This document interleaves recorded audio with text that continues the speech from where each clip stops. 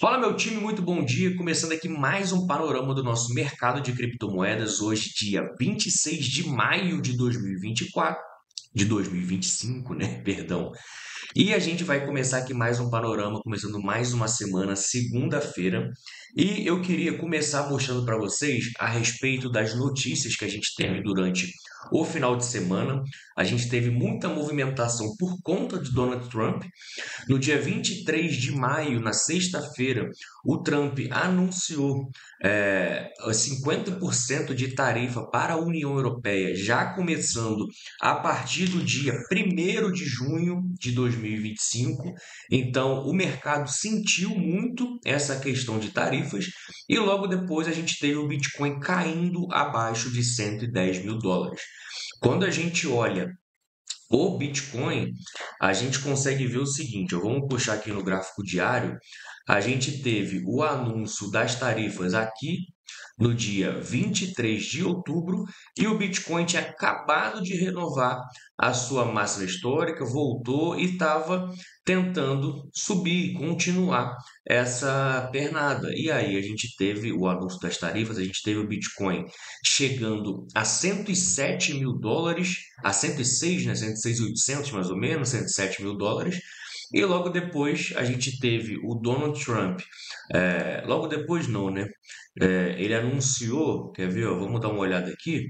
Ele anunciou a pausa da tarifa há 13 horas atrás, então no domingo, tá? Ontem, dia 25, ele anunciou a pausa das tarifas e logo a gente está vendo os mercados reagindo. A gente viu tokens subindo mais de 20% logo após o anúncio das tarifas. E a gente está vendo no momento o Bitcoin cotado a 109 mil dólares e 700, beleza?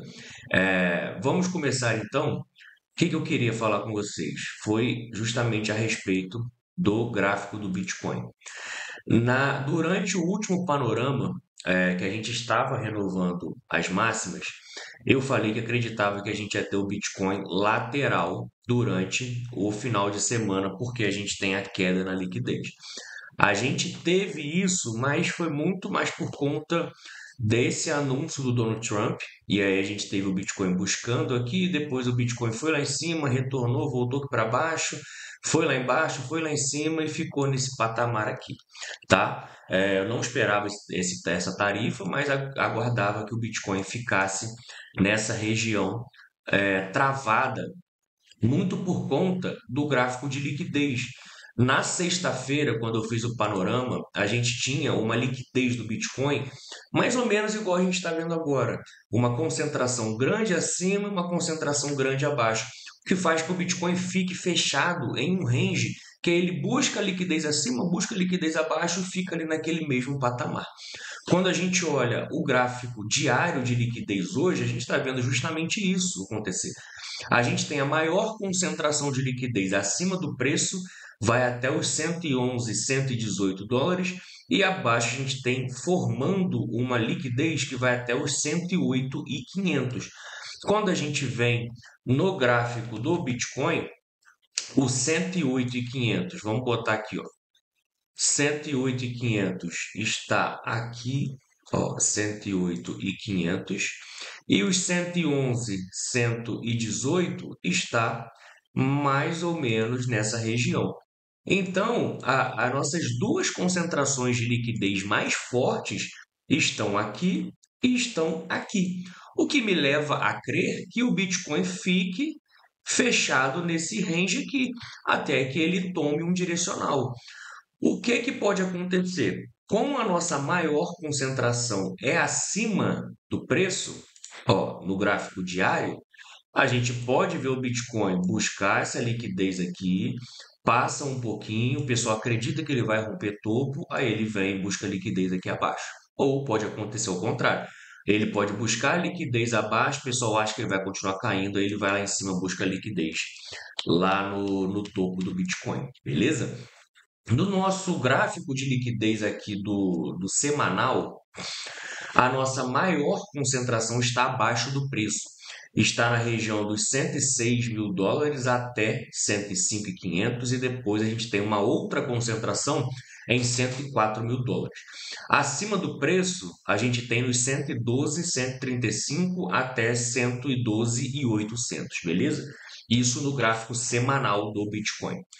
No nosso mapa de alavancagem, a gente tem mais alavancagem, mais concentração de alavancagem, mais gente apostando usando o mercado futuros abaixo do preço. Porque muita gente entrou comprando essas quedas que a gente teve aqui, ó, durante o final de semana, durante as tarifas do Trump.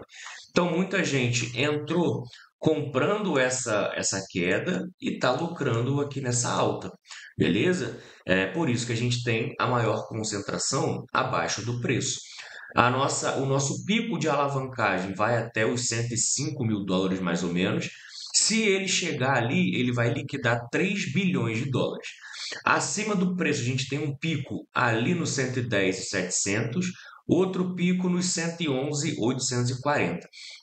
Se o Bitcoin chegar nos 111.840, liquida 1,45 bilhões. E se ele chegar nessa última concentraçãozinha aqui, que é na região dos 114 mil dólares, mais ou menos, ele liquida 1,91 bilhões de dólares. Então a gente tem mais liquidez e mais alavancagem abaixo do preço, o que pode corroborar com o que a gente viu aqui agora com o mapa de liquidez. Ele pode vir limpar primeiro essa liquidez para depois ir lá em cima. E no mapa semanal a gente tem mais concentração abaixo do preço. Olhando o CryptoBubbles, a gente consegue ver que depois desse anúncio de pausa de tarifas do Donald Trump, os tokens, as altcoins estão respondendo muito bem. A gente tem Virtual subindo 16,5%, Júpiter subindo 16%, Uniswap, Radium, AZEC, Ethena, FET, um monte de tokens subindo ali. A gente tem poucos tokens corrigindo no momento. E quando a gente passa para o top 200, vamos dar uma olhada aqui no top 200, a gente tem também uma grande quantidade de tokens subindo, com destaque para ZBCN, que é a Zebek Network. Eu não conheço esse token, mas é um token que está subindo 30% hoje, 174% na semana e 425% só nesse mês de maio. Quanto mais abaixo a gente for, a gente pode ver mais tokens valorizando, porque são os tokens que têm menos capital e precisam de menos dinheiro para poder valorizar, beleza? Índice de medo e ganância, a gente tem o patamar de 73 pontos. A gente está em ganância, mas ainda não entramos em ganância extrema. Então, a gente ainda pode ter uma continuidade de alta para que a gente possa chegar na ganância extrema e aí, de fato, a gente veja aquela realização de lucro um pouco mais forte. No nosso ETF de Bitcoin, na sexta-feira, fechamos com 211 milhões de dólares. A gente teve a BlackRock comprando 430 milhões de dólares, a Fidelity, a Grayscale, a ARK Invest venderam e a VanEck também comprou. No nosso gráfico semanal dos ETFs, a gente teve uma entrada de 2,75 bilhões de dólares. Foi uma das maiores entradas foi a maior entrada do mês de maio e a maior entrada desde o dia 25 de abril, tá? Nos ETFs de Ethereum, tivemos uma entrada de 58 milhões de dólares na sexta-feira. Foi puxada pela BlackRock e pela Grayscale. Quando a gente olha o mapa semanal, a gente teve uma entrada de 248 milhões de dólares em Ethereum, muito positiva. Tinha tempo que a gente não via uma entrada dessa no ETF de Ethereum desde fevereiro. Mapa de liquidez a gente acabou de ver e mapa de alavancagem também. Se você quiser receber mais informações, mais atualizações durante o mês, durante o dia, durante a semana, entre no nosso grupo gratuito. A gente tem aqui, ó, grupo gratuito, temos 227 membros hoje lá no grupo. Eu compartilho com o pessoal aqui diariamente informações. Durante o dia a gente vai se falando, o chat aqui é aberto para qualquer um poder falar. A gente tem análise, eu mandei um trade para eles na sexta-feira. A gente tem airdrops, quando a gente tem o nosso professor Felipe falando aqui de airdrops aqui dentro.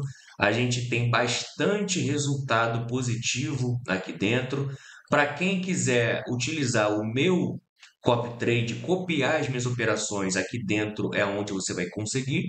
Caso queira entrar no grupo, o link está na descrição do vídeo. Caso queira criar a sua conta lá na BingX, o link também está aqui na descrição do vídeo, beleza? No mais é isso, fiquem com Deus e um ótimo dia.